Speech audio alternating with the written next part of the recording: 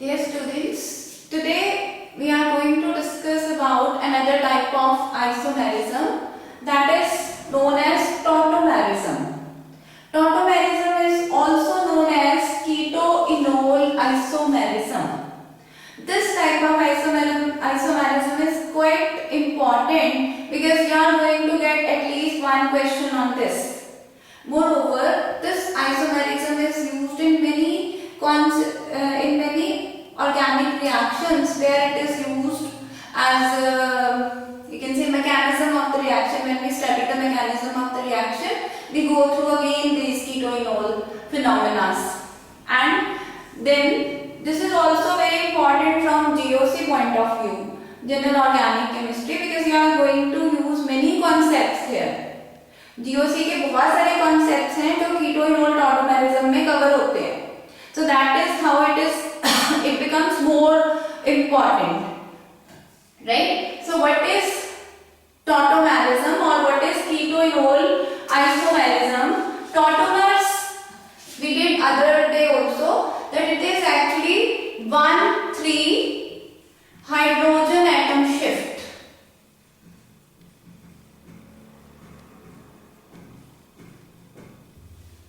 Where hydrogen atom shifts from first atom to third atom, and there must be a double bond where double bond shifts from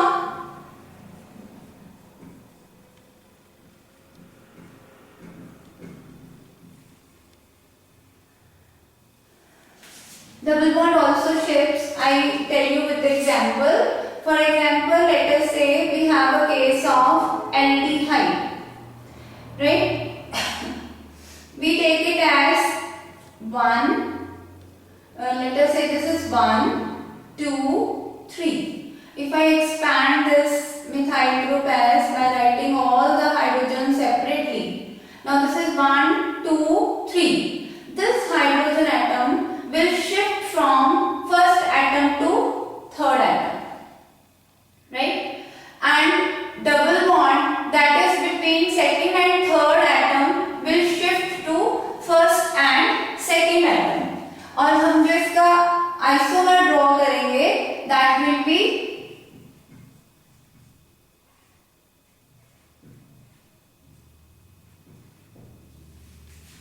this. Now they are isomers. Isomers are what? They are the compounds which have same molecular formula but different structural formula. Right? So now this and this, both of them have same molecular formula but they have different structural formula. आपको देखने में ये functional isomer भी लगेगा, but this is actually tautomers because इसमें hydrogen atom shift हुआ है. ठीक है? और इसको हम यहाँ पे हमारे पास है कीटो ग्रुप, यहाँ पे डबल बॉन्ड को हम लिखते हैं इन, OH ग्रुप को हम लिखते हैं ओल. तो कीटो-इनोल आइसोमेरिज्म भी बोल देते हैं, specially in case of carbonyl compounds. In your syllabus we are going to deal more with carbonyl compounds, so most of the times we use the term keto-enol isomerism, or this is also called tautomerism, and this is called dynamic isomerism because both the isomers they are in equilibrium with each other. Do you understand what does this mean that they exist in equilibrium? Means at a time in the solution you will find both the forms. Means one compound is convertible to other compound. Right? So we can have this and this simultaneously in the solution. But then it depends upon, sometimes in the solution, most of the times rather, not sometimes, most of the times, 90% cases में keto form is more stable and enol form is less stable. कौन से cases में enol stable हो जाएगी वो हम अलग से करेंगे, बट आप ये याद रखिए ज्यादातर केसेस में keto stable होती है 90%. 10% ऐसे केस हैं जिसमें enol stable होगा. तो जो enol stable होगा वो सारे स्पेशल केसेस हो जाएंगे और हमें वो सारे स्पेशल केसेस करने हैं, क्योंकि क्वेश्चन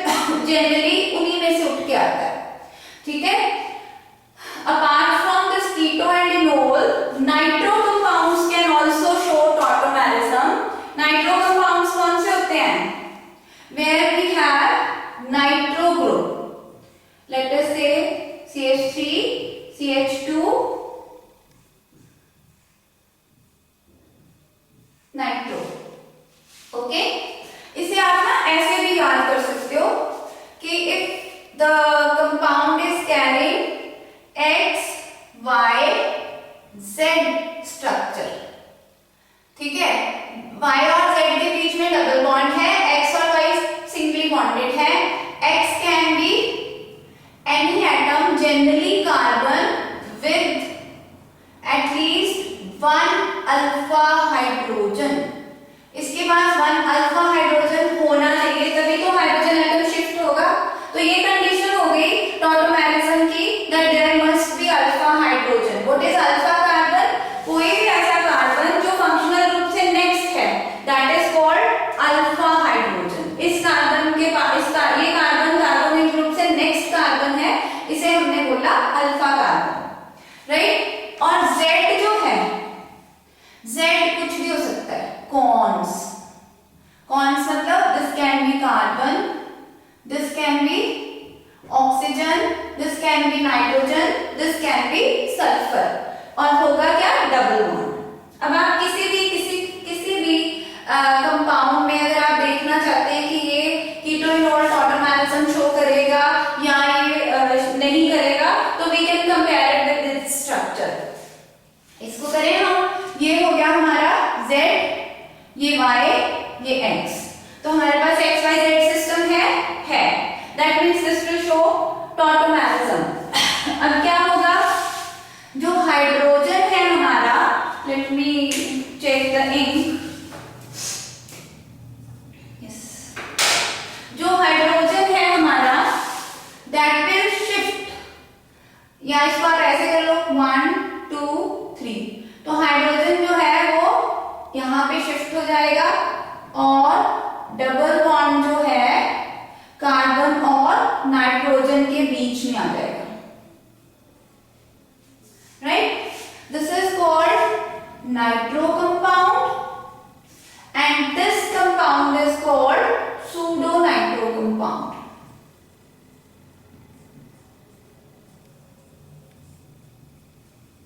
ठीक है, तो सिर्फ कार्बोनिल कंपाउंड्स ही टॉटोमेरिज्म ही शो करते, नाइट्रो कंपाउंड्स भी टॉटोमेरिज्म शो करते हैं। इसके अलावा जो कंपाउंड टॉटोमेरिज्म शो करेगा, that is imine. This is imine. क्या आपको ये XYZ वाला सिस्टम समझ आ रहा है? ये हो गया हमारा Z, ये Y, ये X। तो X से जो प्रोटॉन है that will shift to Z। तो इसका जो टॉटोमर बनेगा उसमें क्या हो जाएगा? CH2 double bond CH NH2। अब ये क्या बन गया? दिस इज डबल बॉन्ड, इसे हम बोलते हैं ईन, और ये क्या है हमारा? Amine. So this structure is called enamine. So tautomerism is shown by aldehyde and ketones. Tautomerism is shown by all the compounds which are having carbonyl group and alpha hydrogen. Okay? This is undergone by nitro compounds. This is undergone by imine compounds. Fine? So this is tautomerism, where the hydrogen atom shifts from first carbon to third carbon, right? So now we are going to deal with some cases and some examples.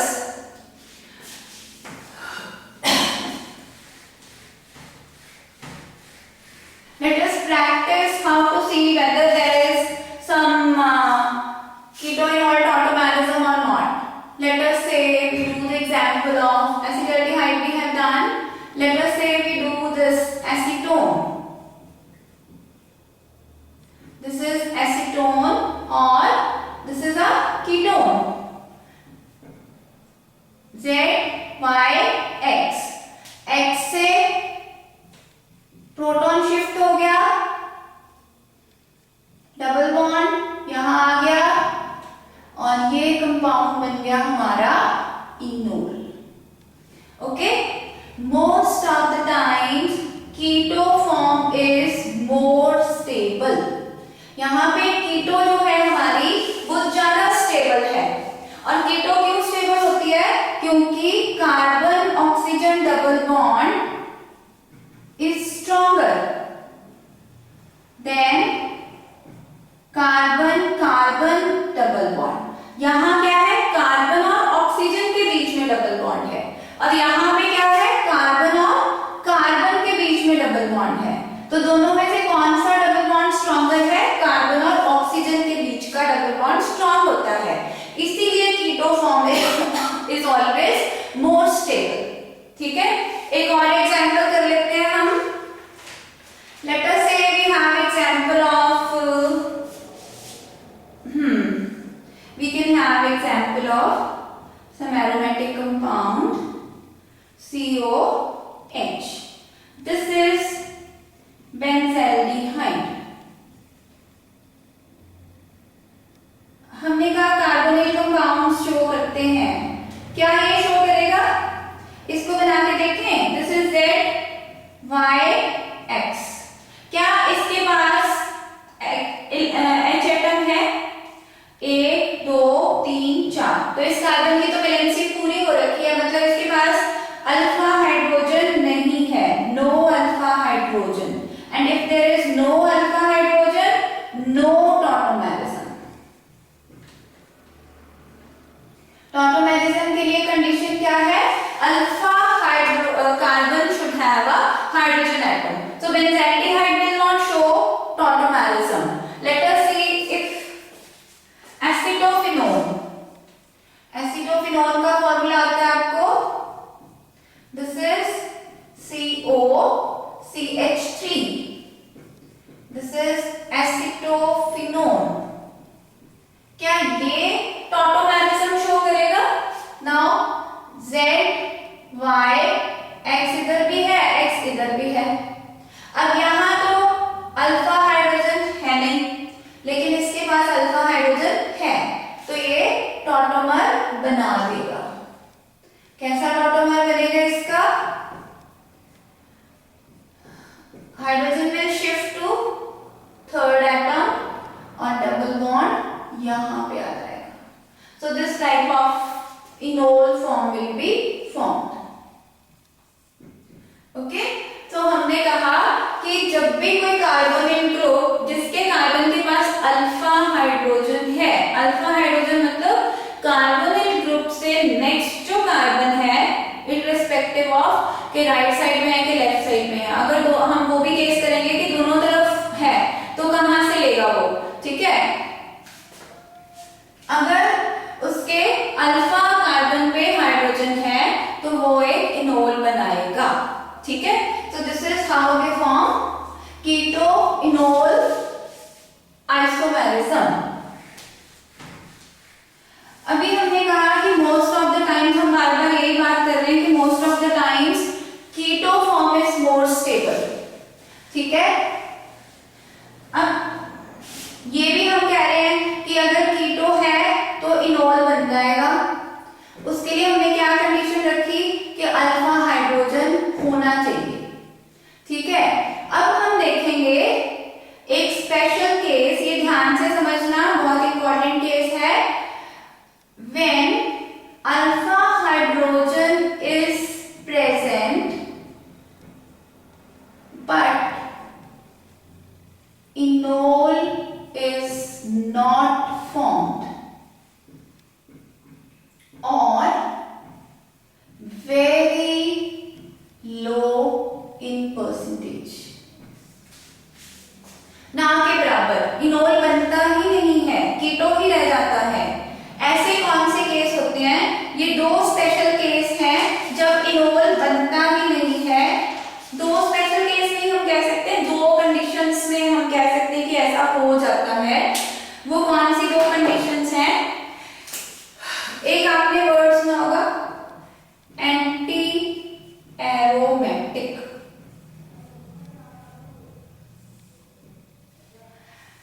नहीं, यहां सुना है। चलो पहले हम discuss करते हैं aromatic. What are aromatic compounds? ये मैंने आपको पहले बताया हुआ है।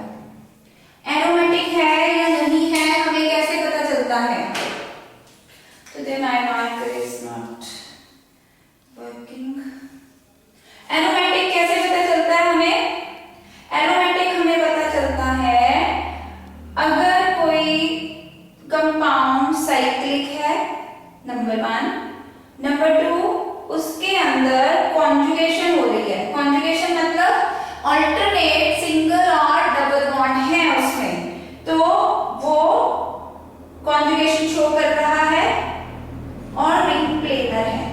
तो इन तीनों सिचुएशंस में the compound is said to be aromatic. और इसमें एक और कंडीशन होती है, वो हमने एक रूल पढ़ा था, हक्कल्स रूल। रिमेंबर, एरोमेटिक के लिए हम क्या कह रहे हैं, एक कंपाउंड हमारा साइक्लिक होना चाहिए, दो इट मस्ट शो कॉन्जुगेशन, और तीसरा it must show 4n+2 pi electrons. ये है हमारा हक्कल्स रूल। ये हम ऑलरेडी डिस्कस कर चुके हैं, so I won't go in detail, just to tell you example of benzene. Benzene में देखो double single double single double single, जहां भी सिंगल डबल अल्टरनेट पोजीशन पे बॉन्ड्स आते हैं उसे हम कहते हैं कॉन्जुगेशन। कॉन्जुगेशन वर्ड को ध्यान से आप समझ लो, क्योंकि कॉन्जुगेशन बहुत जगह यूज होता है।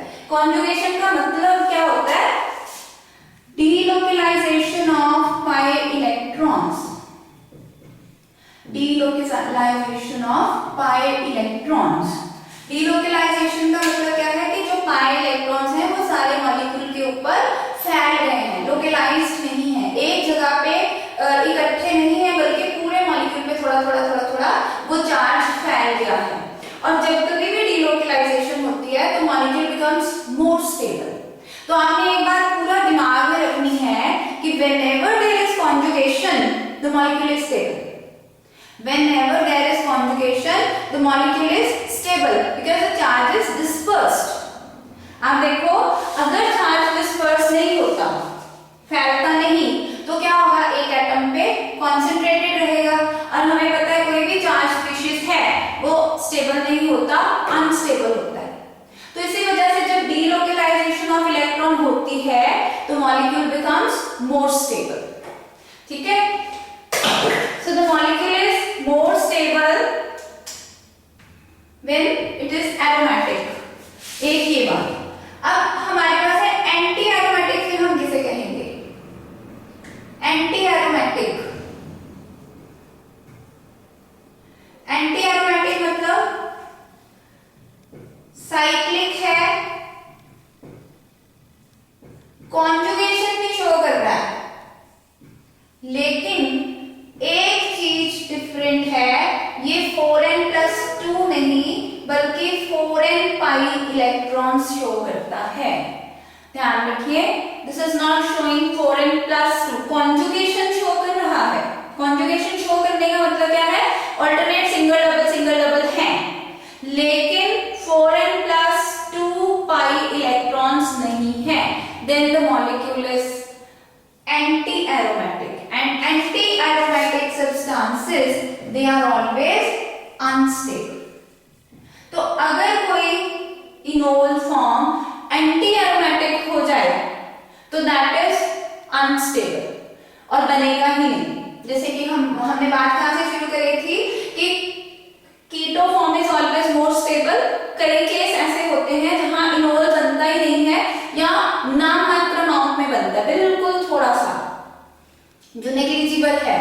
ऐसा कब होता है, ऐसा होता है एक सिचुएशन में when the molecule is anti aromatic. और एंटी एरोमेटिक क्या है, एरोमेटिक से कुछ मिलते हुए कुछ डिफरेंट। मिलते क्या है, both are cyclic, both have conjugation.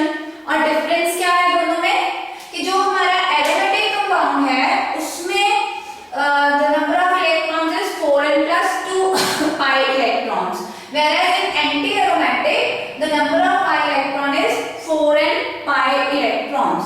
तो नंबर ऑफ इलेक्ट्रॉन्स का फर्क होने से एक एरोमेटिक है, एक एंटी एरोमेटिक है, एक स्टेबल है, एक अनस्टेबल है। ठीक है, तो एंटी एरोमेटिक जो हैं वो अनस्टेबल होते हैं। एग्जांपल में देखो, we have cyclobutadiene। ये साइक्लिक है, ऑल्टरनेट डबल सिंगल है, डबल सिंगल है, कॉन्जुगेशन है, पर क्या ये एरोमेटिक है? No, this is not aromatic because it is having only 1 2 3 4 pi electrons, और एरोमेटिक होने के लिए इसके पास कम से कम 6 पाई इलेक्ट्रॉन्स चाहिए थे, जो कि इसके पास नहीं है। तो वी से कि जो एंटी एरोमेटिक अगर हमारा इनोल बन गया, तो मैं अभी आपको एग्जांपल दूंगी एंटी एरोमेटिक इनोल्स की भी। तो एंटी एरोमेटिक अगर इनोल बन रहा है वो एग्जिस्ट नहीं करेगा, अनस्टेबल होगा, तो एग्जिस्ट ही नहीं करेगा वो।